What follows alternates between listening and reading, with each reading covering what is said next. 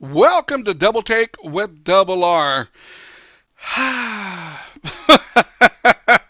Monday morning, April the 3rd, 2023. I want to thank everybody who joined me last night for the Cruising Classic Show. Thank y'all so very much. Subscribers! Wow, what a show! What subscribers! What a country!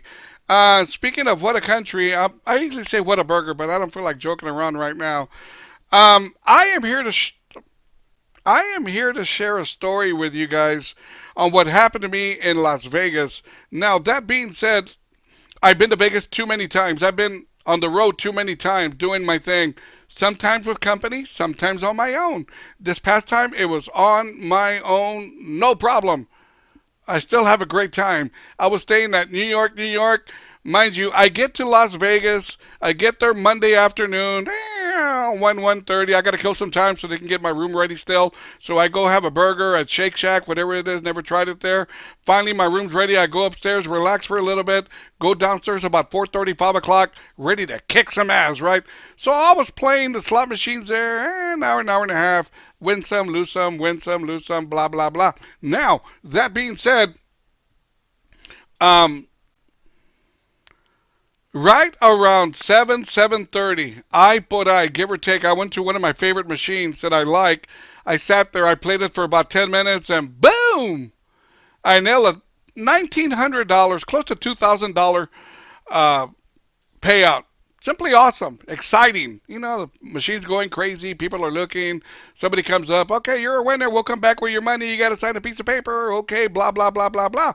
They come. They give me this paper to sign. They give me my dinero. Happy, right? Happy camper. Woohoo! What a way to start off Las Vegas. Viva Las Vegas.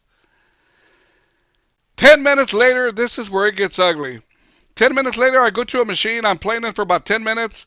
And what had happened was I decided to text my son some little bit of information, right? I take my phone out of my back pocket. Hey, mijo, this and that. Okay, boom, send it.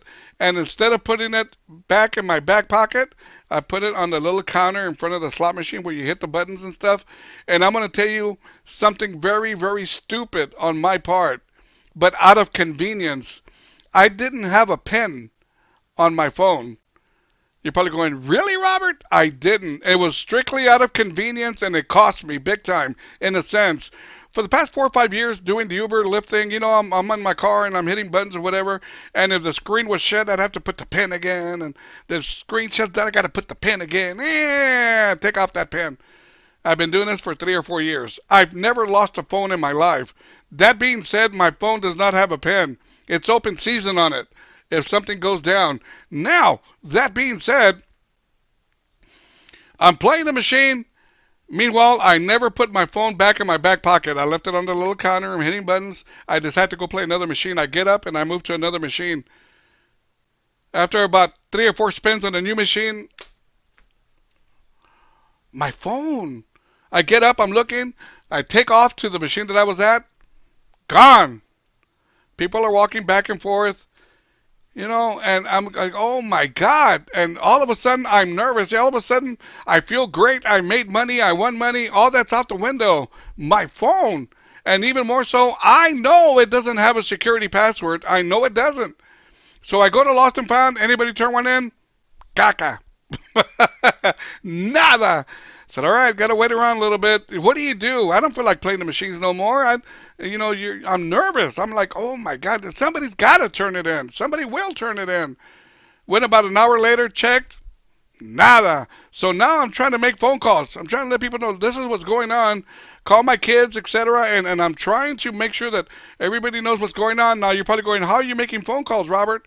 I'm asking people, hey, can I borrow your phone? I lost my phone, man. Make a quick call. I promise you be a minute. I said, sure. And I got to tell you, man, I did this 3 or 4 times, and it worked like a gem. I mean, people helped me out. They were so nice. They were so awesome, and I thank them. Right? Meanwhile, I'm going back to the Lost and Found 3 or 4 times. Nothing.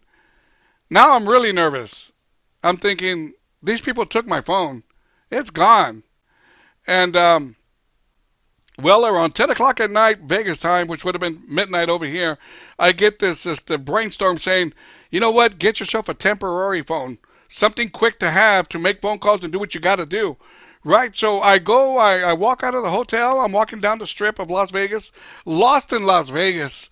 I'm walking down the strip. I go, there's a Walgreens right there, and there's a CVS on the other side. Went to both of them. Nobody sells these temporary phones. These, I guess disposable phones. So there's nothing more I can do. I can't do nothing else. I'm done with for my hands are tied. I go check on the lost and found again. Nothing. My phone's gone. It's gone. And mind you, a phone with a lot of information, no security code, my fault, and that was that. And mind you, I pretty much didn't sleep all night. My mind's going all over the place. I know that there's a T-Mobile, which is my service provider, right across the street from New York, New York. I said, they open up at 9 o'clock. I'll be up at 8. I'll get something to eat real quick, and I'll go to T-Mobile. Went to T-Mobile, had to stop my phone that was out there and purchase a new one, which I took care of all that. But I needed to see what damage had been done. And let me tell y'all, some damage was done. Actually, a lot of damage was done. First thing they did, they used my Lyft app to take themselves from point A to point B. It wasn't bad, $17. I'll take it. It could have been a whole lot worse. After that, I checked my bank records, and I noticed because I got that Cash App, and it was tied into my debit card to my bank. Well, I turned on the Cash App, and it showed 2 transactions that were pending through my bank. And I said, uh-oh, here we go, right? So I called up my bank and did everything I had to do. And mind you, I'm in my room till about 12, 1 o'clock in the afternoon in Vegas. Instead of out there having a good time, I'm going through all of this, right? So I call up the bank. I'm checking my credit cards. I'm doing everything I can to stop the bleeding on what's going on with my phone. It's already been disconnected. All of that is done, right? It's been locked. Great. Well, I tried to enjoy myself there Tuesday afternoon going into Wednesday. Wednesday morning, I wake up and I check my Cash App. They did 8 more transactions. They did all of this between Monday night and early Tuesday morning. A total of 10 transactions were done through my Cash App, through my bank. I called up Cash App and I told them, didn't you have any red flags? Because these transactions were 1 minute to the next minute to the next minute. They were all per minute. That should raise a red flag to anybody when you're getting transactions every minute. So they said, we're going to do some investigating. We'll get back with you. They came back to me, Cash App, and they said, we don't see nothing peculiar about this. Everything looks legit. I'm not even going to tell you the words that I told those people. I get it. It's my fault for leaving my phone there. My fault for not having a PIN number. I get all that. But on their end, they should have something as well for protection, and they didn't. That's what pissed me off.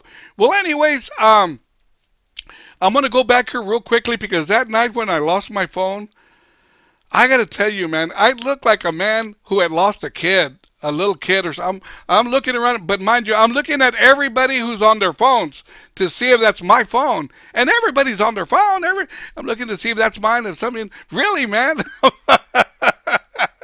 I was pointing the finger at everybody. Wait a minute. Wait a minute.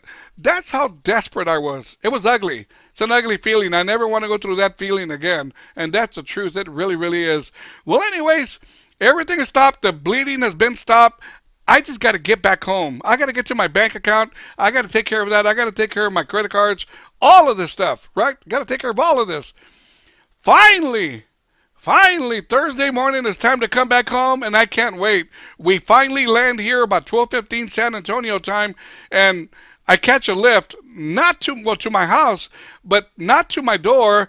I tell them, drop me off in the back. Leave me by my car. I'm going to put my carry-on in my back seat. I got to get to the bank. I go to the bank.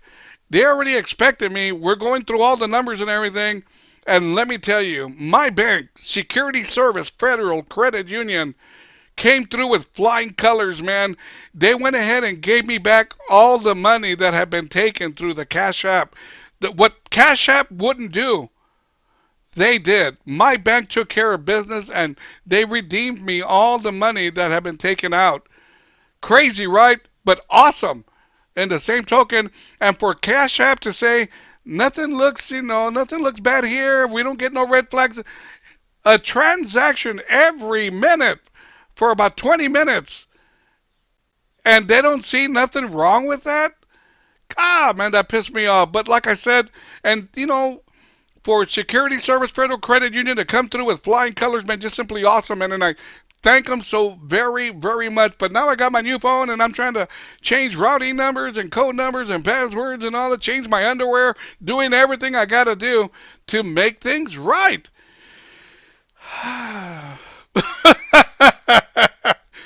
I got back Thursday. I normally would have worked Friday, probably Saturday, and Sunday. That's it. I'm taking the weekend off, man. I'm going to take the weekend off, enjoy some beers, enjoy some time, and all this other good stuff.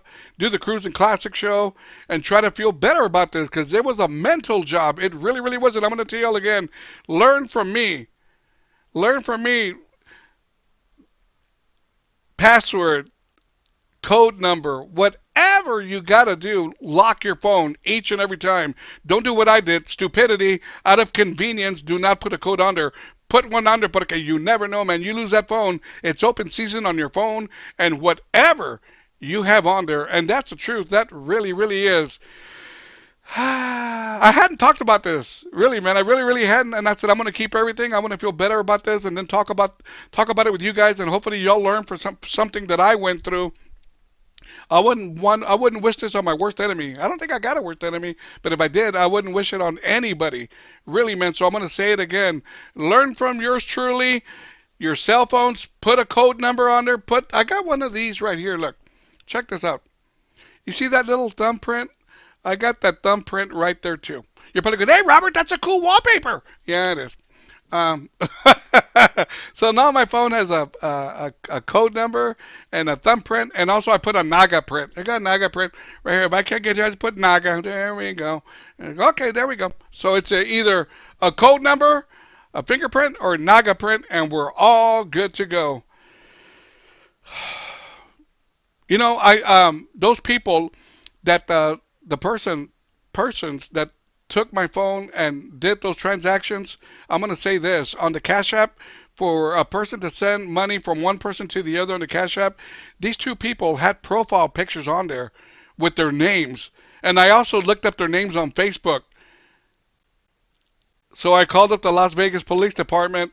I put in a police report, and the wheels are turning where they're going to go after these two people who took my phone and did these transactions. Really, man, this is a federal offense. It really, really is. And we're going to get them.